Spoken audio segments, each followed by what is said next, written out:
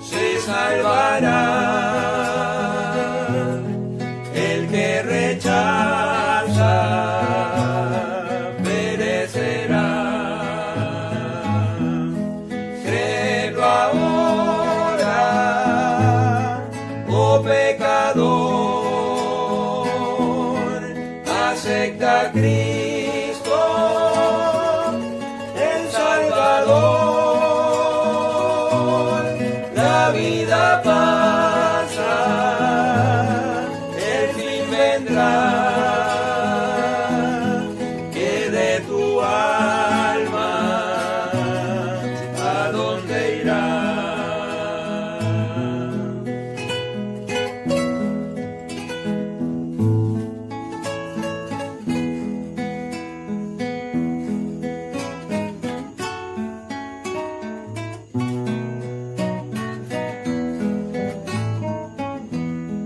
Grande descanso, oh pecador, viniendo a Cristo con tu dolor. Su yugo es fácil, su carga honor, todo se puede por el Señor. Créelo ahora, oh pecador, acepta a Cristo, el Salvador. La vida pasa, el fin vendrá. Que de tu alma, ¿a dónde irá?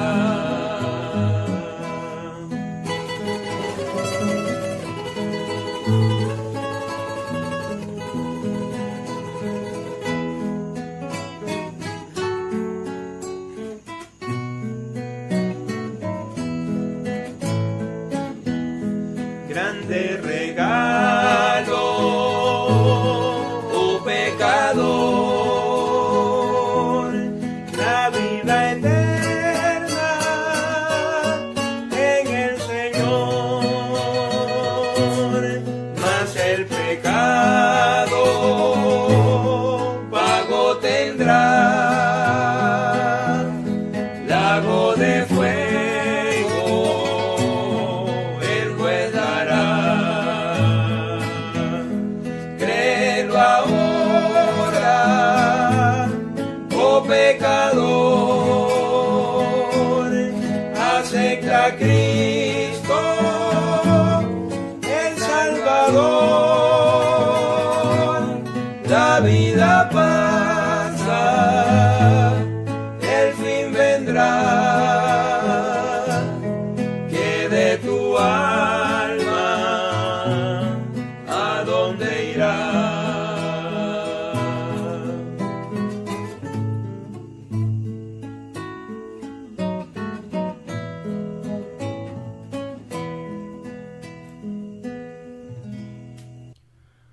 Bueno, gracias por acompañarnos en esta transmisión de Salvo por Gracia, donde vamos a estar compartiendo algo del mensaje del Evangelio en la palabra de Dios. Ahora, antes de abrir la palabra de Dios, vamos a buscar su ayuda en oración. Padre, queremos darte las gracias porque tu palabra es una segura y firme ancla para nosotros, a pesar de los tiempos difíciles que se puedan estar viviendo en el mundo. Sabemos que tu palabra permanece para siempre. Es estable y es segura, y queremos, Padre, buscar tu ayuda para abrir tu palabra y hablar acerca de ella, que pueda ser el Espíritu Santo que hable a los corazones de quienes están escuchando y en especial quienes aún no son salvos, para poder encontrar la seguridad, la paz en su corazón, la vida eterna en el Señor Jesucristo. Queremos darte las gracias y buscar tu ayuda, Padre, en esta hora, en el nombre del Señor Jesucristo. Amén. Ahora quisiera leer en la Biblia, por favor, en el Evangelio de Mateo. Evangelio de Mateo, y vamos a leer en el capítulo 27 y vamos a comenzar nuestra lectura en el versículo 38.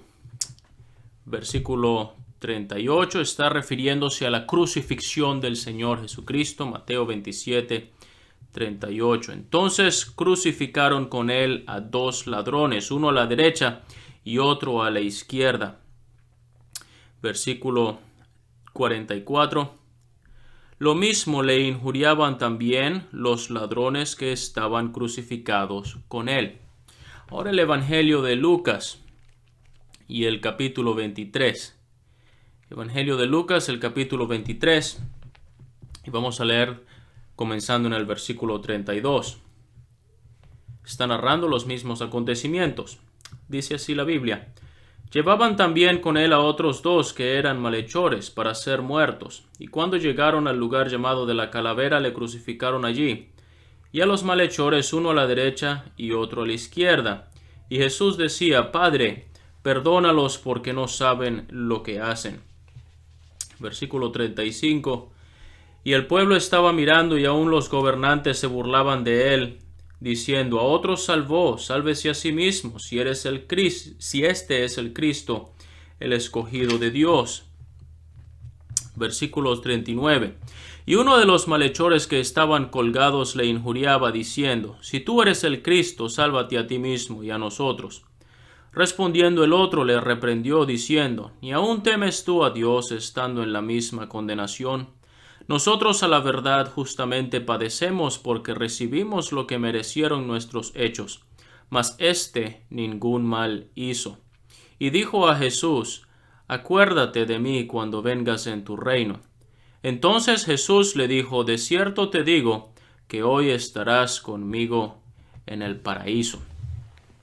Ahora, ¿cómo una persona puede saber realmente si va al cielo? Esto es algo que puede una persona saberlo, porque hay muchos que piensan o que tienen la idea de que no es posible para alguien saber, estando aquí en la tierra, si va a ir al cielo o no en la eternidad después de la muerte. Muchos piensan es cuando nosotros lleguemos o muramos y estemos frente a Dios, que Dios va a hacer una evaluación de nuestra vida y Él va a determinar si merecemos estar en el cielo o si merecemos estar en la condenación. Pero la palabra de Dios es la que realmente nos puede dar luz en relación a esta pregunta. No se trata de la opinión de uno o de la lógica que nosotros podamos considerar sobre este aspecto, sino más bien de lo que la palabra de Dios nos garantiza y nos asegura, porque es Dios quien lo está diciendo. Y vamos a ver un ejemplo en la Biblia donde está esta persona, este ladrón en la cruz, que él pudo saberlo. Él murió con la plena seguridad de que él iba a estar en el cielo. Aún antes de morir, quizás esto fue apenas unos momentos, minutos, horas antes de que él muriera y pasara a la eternidad. Pero el asunto está que aún antes de él morir, él ya tenía la seguridad, él ya sabía con certeza de que él iba a estar en el cielo. ¿Por qué? Porque el Señor Jesucristo se lo había dicho. Pero vamos a considerar este pasaje para aprender algo más acerca de este malhechor que fue crucificado junto con el Señor Jesucristo. Quiero pensar en tres cosas en relación a esta historia o a este relato que hemos leído. Quiero que veamos el pasado de este hombre. Quiero que pensemos la persona en quien él puso su fe. Y luego vamos a notar la promesa que el Señor Jesucristo le dio. Pero el pasado, no se nos dice la Biblia mucho acerca de este hombre. No sabemos cuál era su nombre, no sabemos quién era su familia, no sabemos exactamente cuáles fueron los crímenes que él realizó, aunque sí se nos da este detalle en Mateo. Mateo y Marcos mencionan a estos hombres como ladrones. Nos hace pensar que probablemente la razón por la cual ellos estaban siendo crucificados era por motivo de hurto, de robar algo. Este hombre Barrabás, que también leemos en los relatos de la crucifixión del Señor Jesucristo, se nos dice que Barrabás era ladrón. De manera que esto era un delito que era pagado con la pena de muerte. Pero no se nos dice más.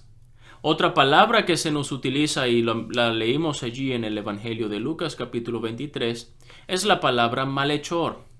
Y esto no es más que la idea de uno que ha hecho cosas malas. Pero yo quiero pensar no solamente en el pasado de esta persona, sino en la realidad de cómo Dios ve a la raza humana en el día de hoy. Uno puede pensar que esta palabra malhechor no es más que alguien que hace cosas malas. De manera que esto es lo que Dios puede, o la manera como Dios ve la raza humana en el día de hoy. Dice la epístola a los Romanos, el capítulo 3, de cómo Dios ve tanto a judíos como a gentiles. Es decir, no importa la nacionalidad, no importa si nacieron en Israel o en cualquier otro país, cuánto conocimiento tengan de la Biblia. Dios está dando esta sentencia de que todos están bajo pecado. ¿Por qué? Porque no hay justo ni aun uno. No hay quien haga lo bueno. No hay quien busque a Dios. Todos se desviaron. A una se hicieron inútiles. No hay quien haga lo bueno. No hay ni siquiera uno. Uno a veces señala a quienes han cometido crímenes muy serios. Pero lo que Dios está diciéndonos aquí es que todos nosotros realmente somos malhechores. Porque hemos hecho obras malas, hemos hecho cosas malas. El Señor Jesucristo en una oportunidad, Él dijo de las cosas que contaminan al hombre. Y Él habló acerca de obras malas. Él dijo que de dentro del corazón salen los malos pensamientos, los adulterios, las fornicaciones, las mentiras, los hurtos, los homicidios. Todas estas cosas salen de dentro del corazón y contaminan al hombre. Y fíjese, allí en esa lista hay muchas obras malas que están mencionadas, como los homicidios, los hurtos. Pero no solamente está hablando acerca de los que hacen cosas malas, pero está hablando acerca de los que piensan cosas malas, porque Él está diciendo, junto con todas estas malas obras, que de dentro del corazón salen los malos pensamientos. De manera que los malos pensamientos también son pecado. Y nosotros no solamente hacemos cosas malas, nosotros pensamos cosas malas, pero más allá también cada uno de nosotros, nuestra naturaleza es pecaminosa, somos por naturaleza pecadores delante de Dios.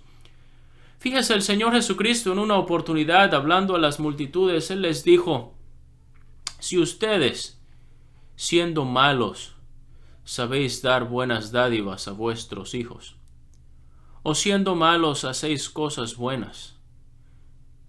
En pocas palabras, ¿qué está diciendo el Señor Jesucristo? Somos por naturaleza malos. Practicamos malas obras. Tenemos malos pensamientos. Ahora, el hecho de que seamos capaces de hacer algunas cosas buenas, eso no quita el carácter de malos con que Dios nos está viendo. Cristo dijo, ustedes siendo malos pueden dar o pueden hacer cosas buenas. Pero el hacer cosas buenas no quita el hecho de que siguen siendo malos. Porque así es como Dios nos está viendo. El odio, el rencor, las mentiras, la codicia, el enojo, los hurtos, la desobediencia a los padres, las injusticias. Todas estas cosas hacen que nosotros seamos pecadores, pero también somos pecadores por naturaleza.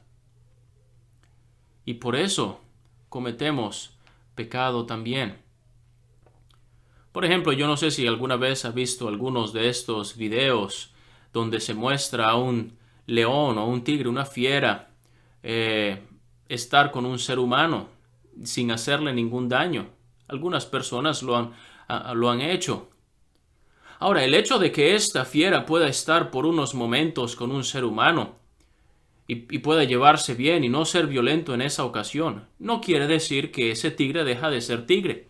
No quiere decir que ese león deja de ser león y que va a ser un animal indefenso y a partir de ese momento ha cambiado completamente su carácter. Aunque uno le pinte las rayas al tigre, el tigre siempre va a seguir siendo tigre. El asunto está en que somos pecadores delante de Dios.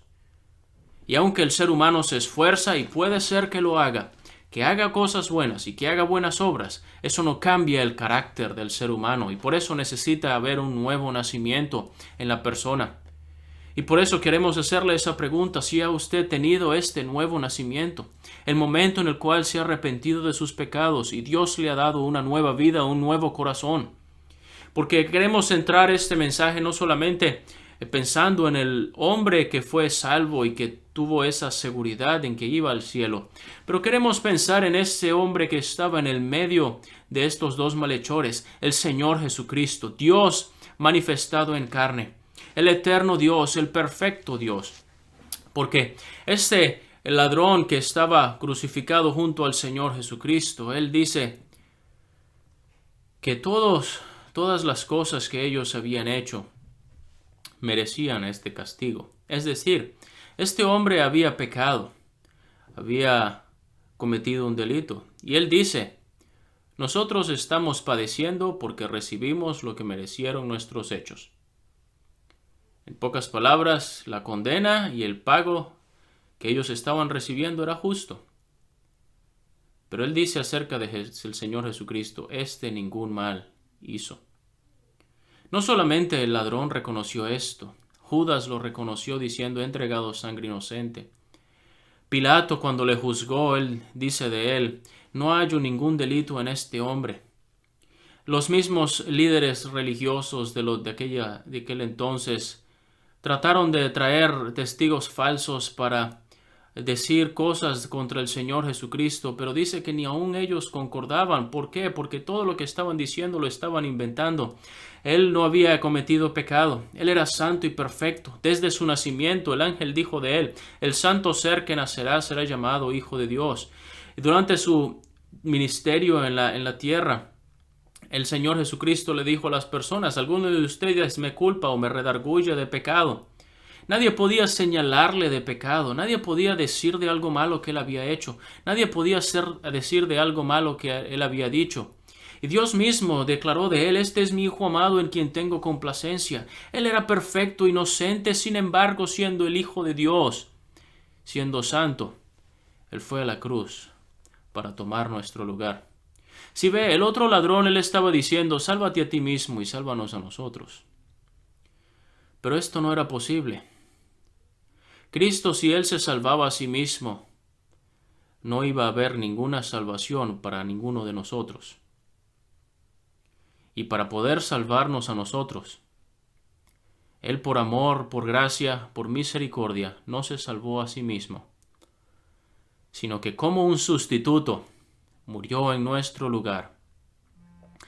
Así como lo dice el apóstol Pedro en su epístola, que también Cristo padeció una sola vez por los pecados, el justo por los injustos, para llevarnos a Dios. Él es el justo. Nosotros somos los injustos. Él murió en nuestro lugar. Si lo ve, así es como el Dios del cielo ha provisto una salvación para nosotros, en que el Señor Jesucristo murió. Eso es lo que Pablo predicaba. Él dijo: yo les he anunciado lo que asimismo recibí, que Cristo murió por nuestros pecados conforme a las Escrituras. Eso era lo que decían las Escrituras. Eso era lo que decían los profetas. Que Él herido fue por nuestras rebeliones, molido por nuestros pecados. El castigo de nuestra paz fue sobre Él, y por su llaga fuimos nosotros curados. Si ve, Él estaba tomando nuestro lugar en la cruz. Él no estaba padeciendo ni muriendo por algo que Él había hecho, sino más bien Él estaba muriendo y padeciendo por los pecados nuestros, por nuestra maldad, a fin de poder, al recibir el castigo de Dios por nuestros pecados, poder ofrecernos a nosotros la plena libertad, la vida eterna, por su muerte en la cruz del Calvario. Cristo ya consumó la obra. Cristo lo terminó todo. Dios está plenamente satisfecho con la obra del Señor Jesucristo. Es por eso que el Señor Jesucristo no tiene que seguir ofreciendo más sacrificios. No tiene que Él regresar a la tierra y volver a ofrecer otro sacrificio, porque tiene que completar lo que Él inició hace casi 2000 años. Él lo hizo una sola vez y para siempre. Dios quedó satisfecho, y como garantía de la satisfacción de Dios, dice la Biblia que Dios le levantó de entre los muertos. Dios le exaltó hasta lo sumo. Dios le ha sentado a su diestra, y todo esto es la garantía que nosotros tenemos de que Dios está plenamente satisfecho con la obra de Cristo en la cruz del Calvario. Y tan solo una persona pone su fe en Él para el perdón de sus pecados. Eso es lo que el apóstol Pedro predicaba.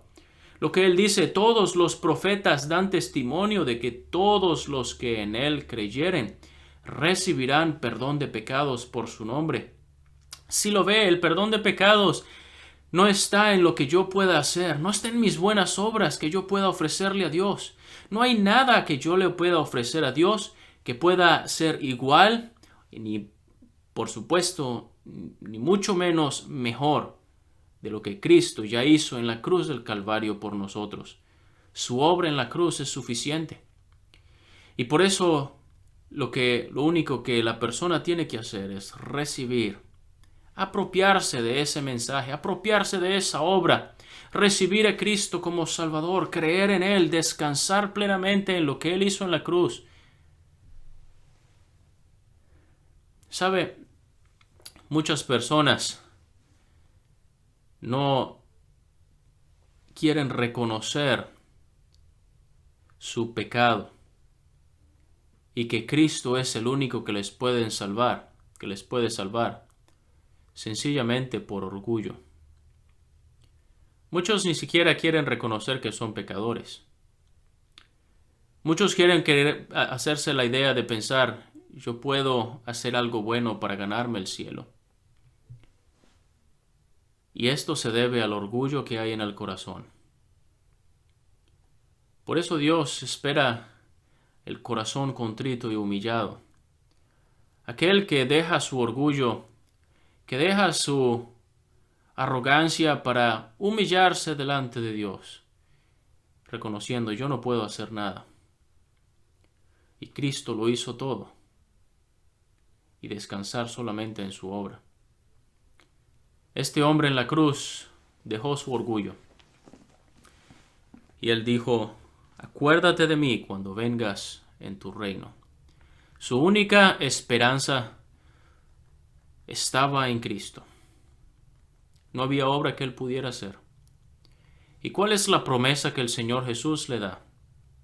De cierto te digo que hoy estarás conmigo en el paraíso. Nada más valioso y nada más seguro que las palabras del Señor Jesucristo. Este hombre lo sabía. Él sabía que iba al cielo. ¿Cómo lo sabía?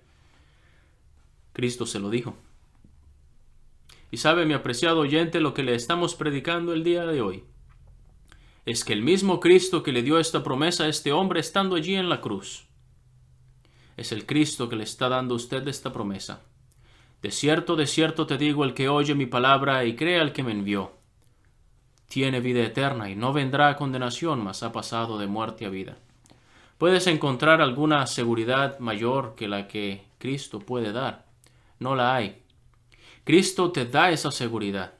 Cristo puede darle esa confianza de que usted puede ir al cielo, porque no se trata de lo que usted es o de lo que usted hace. Se trata de lo que Cristo hizo en la cruz del Calvario. Y de que si usted descansa en Él, Cristo lo está diciendo: el que cree en mí tiene vida eterna.